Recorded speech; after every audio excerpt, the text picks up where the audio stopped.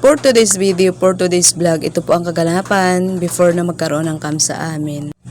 At habang hindi pa nga po nag-uumpisa yung youth camp, kami po muna ay naglinis nga po muna ng aming paligid. At talaga namang medyo makapal-kapal na rin yung damo dito sa aming likuran. Wow!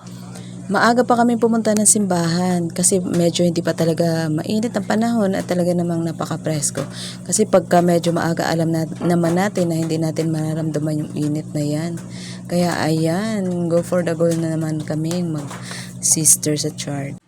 At dahil nga kailangan malinis natin yan before mag-start ang youth camp, kaya ayan, go for the goal. Sipag-sipagan na naman ng lola. Para naman kahit papano ay mabawasan din talaga ang dumi ng kapaligiran, char. Hindi naman talaga madumi ang aming charts, kaya lang talaga syempre kailangan nating tanggalin yung mga tumutubong mga damo-damo at yung iba naman kasi ng mga nakaraan ay hindi namin talaga naaalis. Kaya ayan, nagkaroon naman kami ng time para makapaglinis. Dahil sa totoo lang, every Saturday talaga ay schedule namin para maglinis.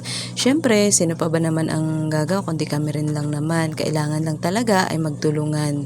Wala namang problema basta ang importante ay magkaisa ang ating mga puso. Char!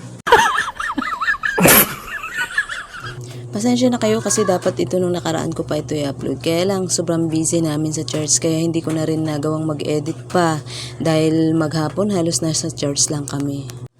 At nagsiserve sa ating mga youth at sa staff ng church. So ayan guys, pagkatapos namin maglinis ay uwi na po muna kami dahil syempre magtatanghali na, kailangan na naman nating magluto sa ating bahay.